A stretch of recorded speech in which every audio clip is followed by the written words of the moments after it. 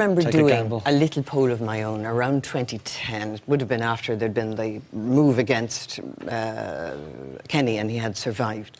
And I remember doing a little telephone poll with a number of Fine Gael TDs, just saying, we're not talking, guys, about this generation. Yes. What I'm talking to you about is who you see as the future leader. Yes. And at the time, the names that were around the place were Brian Hayes, who was still part of the parliamentary party at that stage, a bright guy, and they miss him, and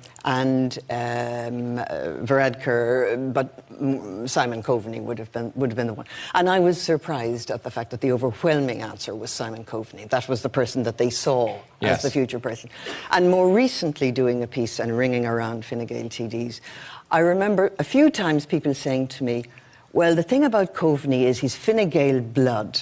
See, that's why I think he might take it. And it is a Conservative party. Yes. Of all of the parties, it's quite Conservative in its view of things. So I do wonder whether at the end of the day, you know, quite a number of the parliamentary party and certainly the ministers may plump for Coveney. I don't know. I mean, it's obvious that if you were, you know, taking a popularity poll right now, Varadkar is the one who has the smarts in terms of presentation and ease with people and knowing how to handle a situation, knowing how to get himself out of a situation. The other thing he has, which is a great asset in politics, is he has a sense of humour.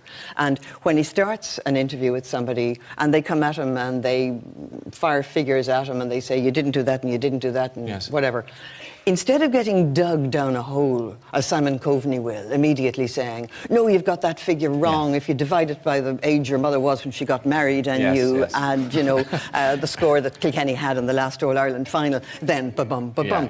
And immediately you're sitting at home saying, oh, Simon, you're such a nerd, leave it alone.